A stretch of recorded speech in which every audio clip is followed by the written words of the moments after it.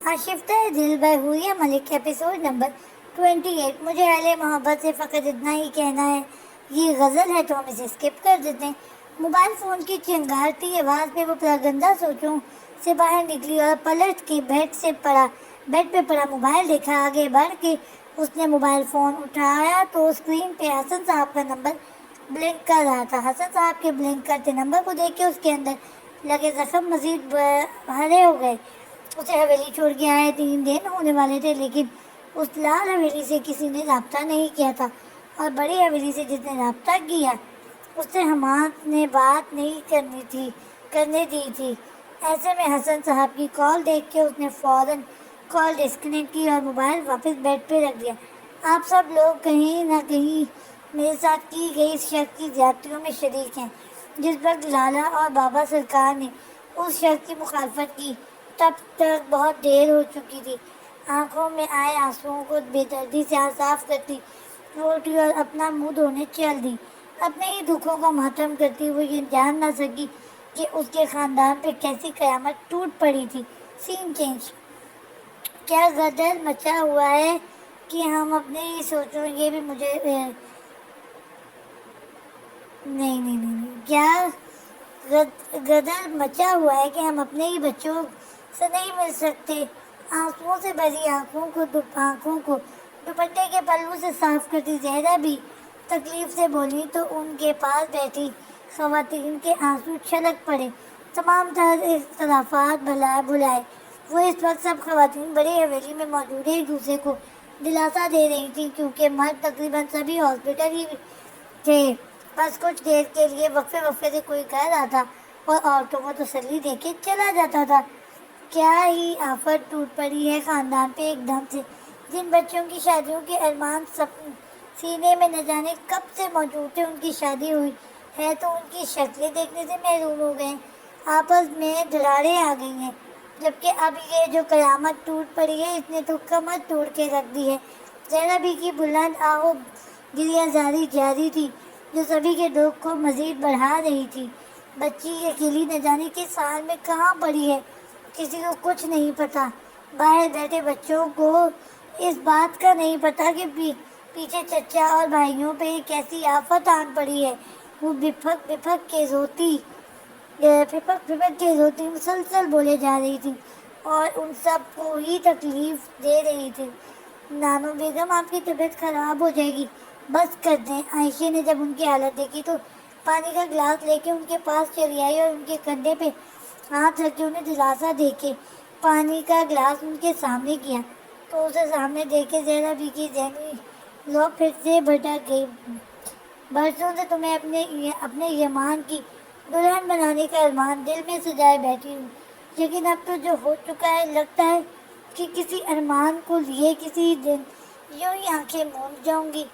उनके ग्लोगी लहजे में कहे गए अल्फाज पे उसके हाथ में थमा पानी का गिलास लरज उठा, जबकि नम सूजी हुई खूबसूरत आंखें बेयकीनी से उनकी जानिब उठी, और फिर यही बेयकीन और इस्तेफामिया निगाहें फिर यमान की माँ यानी ताबिदा बेगम और फिर अपनी माँ यानी अकदस बेगम की जानिब गई, तो उनके चेहरे पर लिखे तासुरात देख के उसका दिल ढक से रह गया। उसे बेख्तियार उस लम्हे उस शख्स का पुरयकीन और इस्तेहकाक भरा अंदाज याद आया, तो वो अब समझी कि वो शख्स उसके साथ बातें करता हुआ इतना पुरयकीन और मुतमईन क्यों होता था, क्योंकि उसके पास फैमिली का सपोर्ट था। लेकिन अब तो ऐसा मुमकिन नहीं था ना। वटा सटा तो आज तक खानजादों में नहीं किया गया था, तो अब कैसे हो सकता था, वो भी हमास और नूरे की इस कदर पर पीछ शादी के बाद। बहुत सारी सोचें एकदम से उसके दिलो दिमाग पर हमला आवर हुई, और हुई तो जहरा भी से खाली गिलास लिए जल्दी से किचन की जाने बढ़ी, क्योंकि उस लम्हे उसे तन्हाई सख्त जरूरत थी। किचन में पहुंचते ही उसने ग्लास स्लेब पे रखा और खुद दोनों हाथ स्लेब के किनारों पे रखती कदरे झुक सी गई। वो हमारे लाला हैं, हमें बिल्कुल फर्क नहीं पड़ना चाहिए अगर हमारा उनके साथ कोई रिश्ता बनता है या नहीं बनता है। वो स्लेब पे नजरें गाड़े گویا اپنے آپ کو باور کروانا چاہتی تھی، لیکن اس کے ہونٹوں سے نکلنے والے یہ بے آواز الفاظ اس کے دل و دماغ تک نہ پہنچ سکے، بلکہ دل پر نہ جانے کیوں اس لمحے یاسیت سی طاری ہونے لگی تھی۔ ویسے بھی ان کے دل میں اگر کچھ تھا بھی تو لالا اور نورے کی اس جنگ میں ختم ہو چکا ہے، ورنہ وہ یوں منہ موڑ کے نہ جاتے اور نہ جا کے یہ وہ یوں ہی جھکی اپنی سوچوں میں گم تھی جب اس کی سلیب پہ رکھے باتیں ہمارے ہاتھ میں جکڑا موبائل وائبریٹ کرنے لگا۔ اس نے چونکتے ہوئے تھے جیسے ہی اسکرین پہ نظر ڈالی تو اس پہ لکھا ہوا نام اس کی دھڑکنوں کو پاگل کر گیا۔ اس نے بہت کوشش کی لیکن صرف دائرے کو پریس کرنے کی بجائے سبز دائرے کو پریس کرتی موبائل کان سے لگا گئی۔ السلام علیکم، یمن خانزادہ اسپیکنگ۔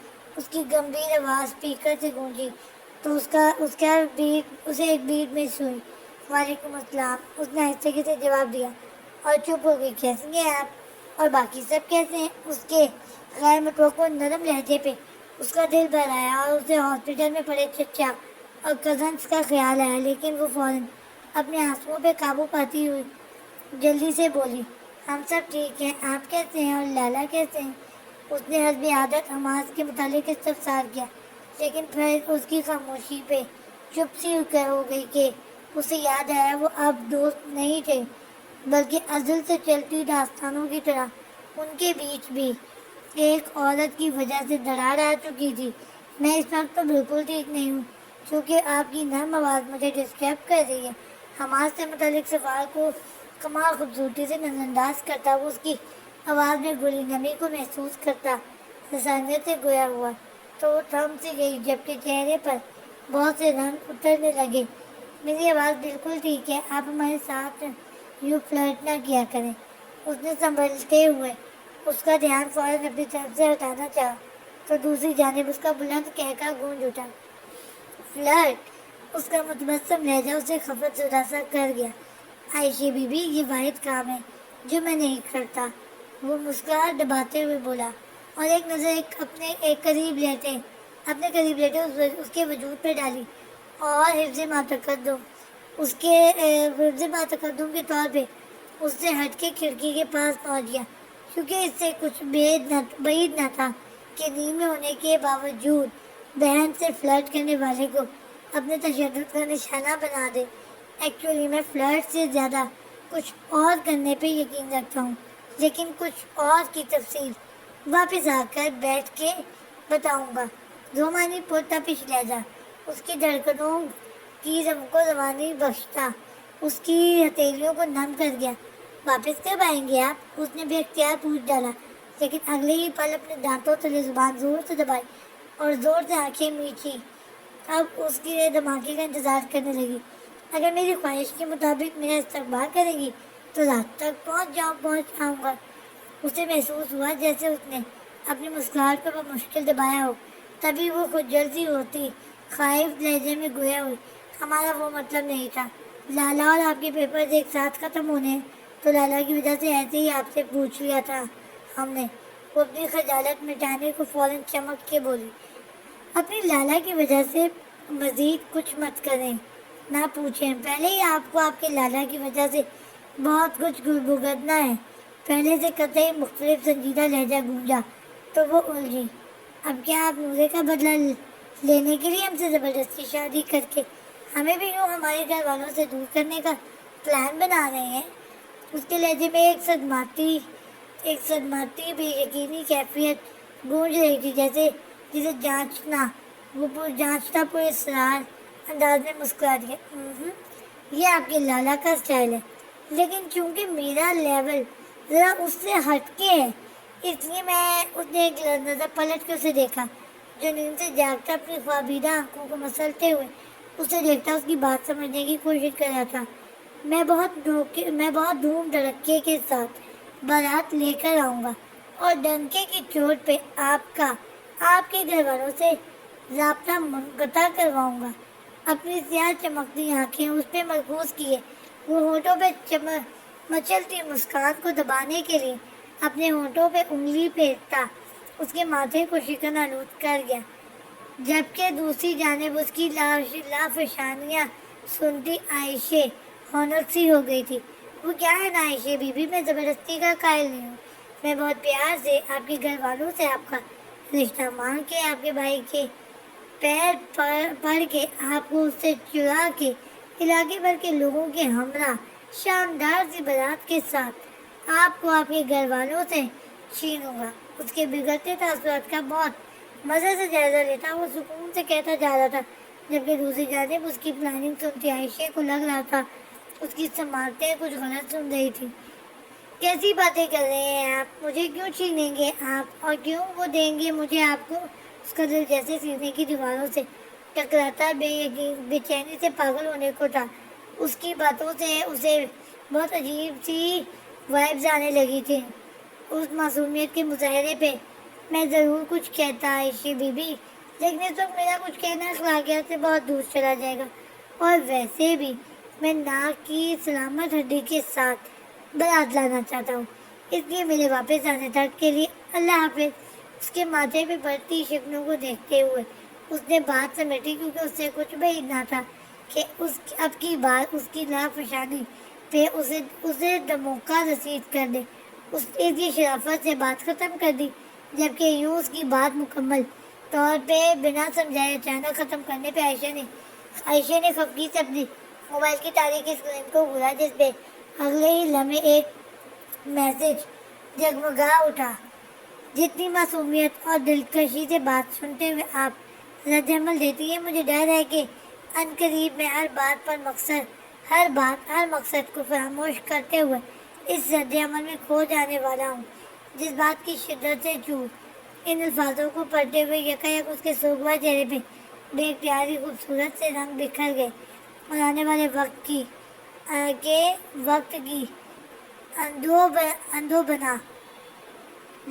اندوبنا پتہ نہیں کیا لفظ ہے، اندوبنا کیوں سے بے نیاز ایک خوبصورت سی مسکان اس کے سرخ ہونٹوں کے کناروں پہ پھیل گئی۔ سین چینج۔ رات کی تاریکی میں بلال ربانی کے بنگلے میں اس وقت بہت ساری لائٹیں جلتی دن چڑھے کا سا سما پیش کر رہی تھی۔ اس تاریکی اور روشنی کے ملے جلے عالم میں، جہاں بنگلے کے وسیع و عریض لان میں بلال ربانی کے بیٹے کی کامیابی کی پارٹی منائی جا رہی تھی، وہی بنگلے کے بالکل پیچھے 3 ٹرک کھڑے تھے جن میں اسلحے اور ڈرگس کو بھرا جا رہا تھا۔ جلدی سے اس سامان کو لوڈ کر کے شپس تک پہنچاؤ، اور آگے فیصل کو کہو یہ شپس آج رات ہی ایڈورڈ تک پہنچا دے۔ حسن خانزادہ اس وقت صدمے اور تکلیف میں ہے، اس لیے ہمارے پاس آج رات کا وقت ہے۔ بلال ربانی اپنے آدمیوں سمیت راشد کیانی اور ظفر کمال کو بھی ہدایات دے رہا تھا۔ سارا مال اپنی نگرانی میں لوڈ کرواتے ہوئے وہ بنگلے کے اگلے حصے میں یکلک بند ہونے والے میوزک اور وہاں آ کے رکتی بہت ساری گاڑیوں کی آواز کو بھی محسوس نہ کر سکا۔ اسے اس بات کا احساس تب ہوا جب بھاری بوٹوں کی دھمک ایک ساتھ بنگلے کے چاروں طرف گونجی، لیکن تب تک بہت دیر ہو چکی تھی۔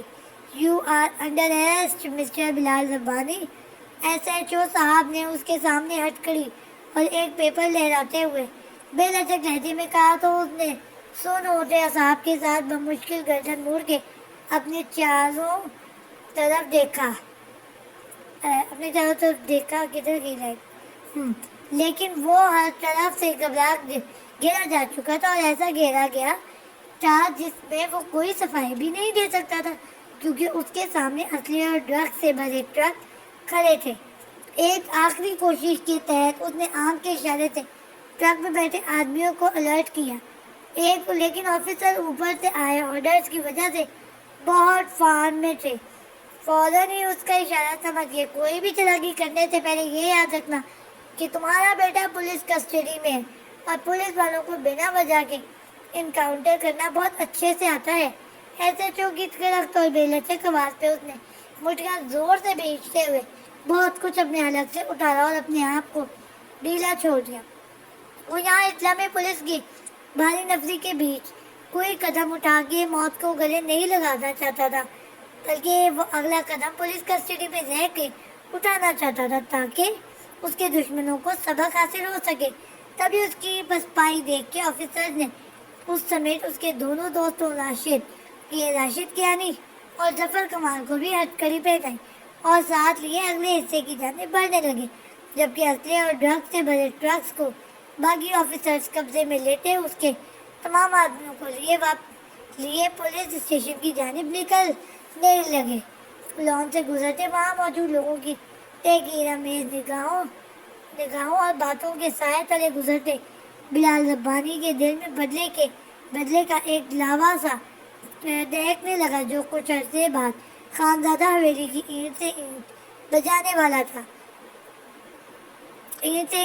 والا تھا۔ اپنے بنگلے سے باہر نکلتے ہوئے جب وہ پولیس وین کی طرف بڑھے تو ایسے چونکہ اشارے پہ آفیسرز اس کی ہتھکڑی پکڑ کے ایک سائڈ پہ کھڑی رولز رائس کے پاس پہنچے جس کے شیشے بند تھے۔ ان کے پاس پہنچتے ہی شیشے نیچے کیے گئے اور اندر بیٹھے حسن خانزادہ نے گردن گھما کے اس کا چہرہ دیکھا۔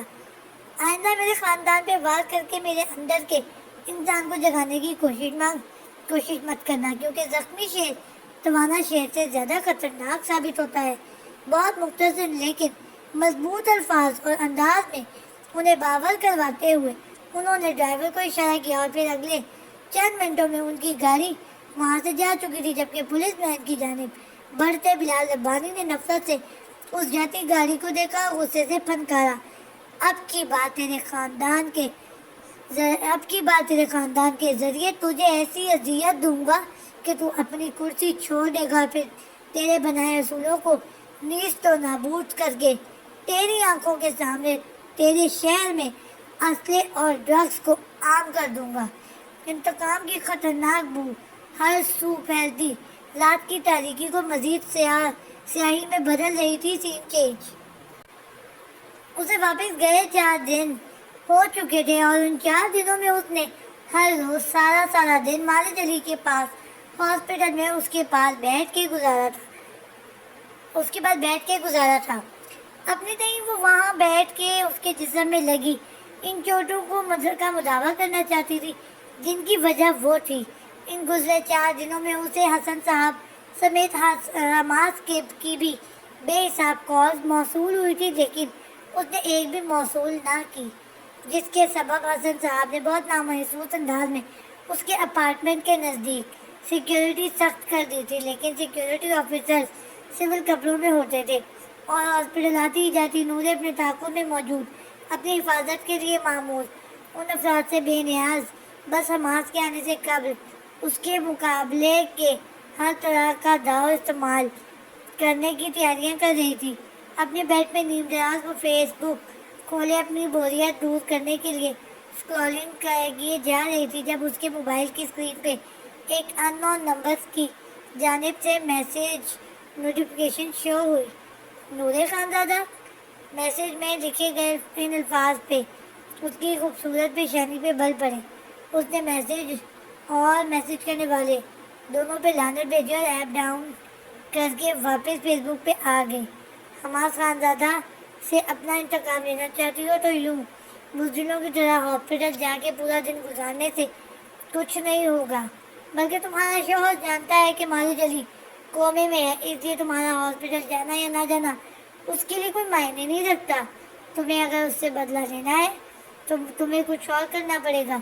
اگلے ہی پل پھر سے نمودار ہونے والی نوٹیفیکیشن کو وہ بیزاری سے ڈیلیٹ کرنے والی تھی، لیکن حماس خانزادہ کا نام دیکھ کے نہ چاہتے ہوئے بھی اس نے میسج کھولا، لیکن پورا میسج پڑھ کے اس کا پورا وجود ٹھٹک سا گیا۔ کون ہو تم؟ اس نے اگلے ہی لمحے فوراً استفسار کیا اور خود کھوجتی نگاہوں سے نمبر کو دیکھا۔ کون تھا یہ شخص جو ان کے رشتے کی اس قدر نزاکت کو سمجھتا اور جانتا تھا؟ کیا یہ حماس خود تھا یا اس کا کوئی نیا گیم تھا؟ وہ الجھ گئی تھی، لیکن اگلے پیغام پہ اس کی ساری بیزاری اور کوفت ظاہر ہو گئی۔ حماس خانزادہ کا دشمن۔ مقابل کے الفاظ نے اس کے دل میں ایک انجانا سا احساس پیدا کر دیا۔ کیسا دشمن؟ کیا کیا ہے اس نے تمہارے ساتھ؟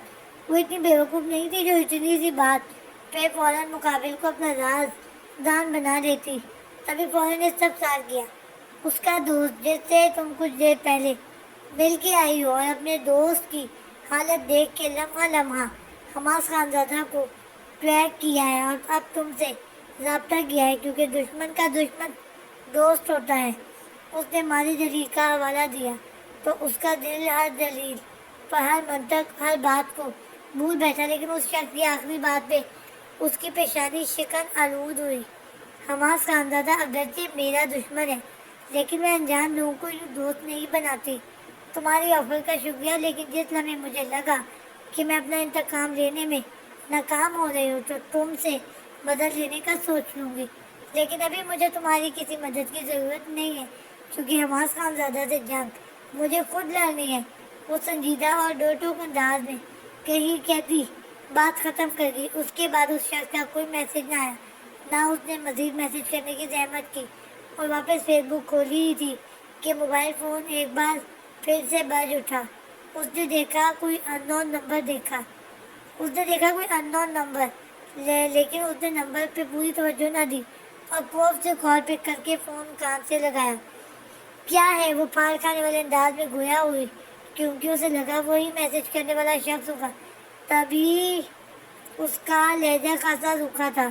محبت اسپیکر سے گونجتی گمبھیر جذبات کی شدت سے بوجھل آواز پہ اسے ارد گرد کی فضا ٹھہرتی ہوئی محسوس ہوئی۔ جاری ہے۔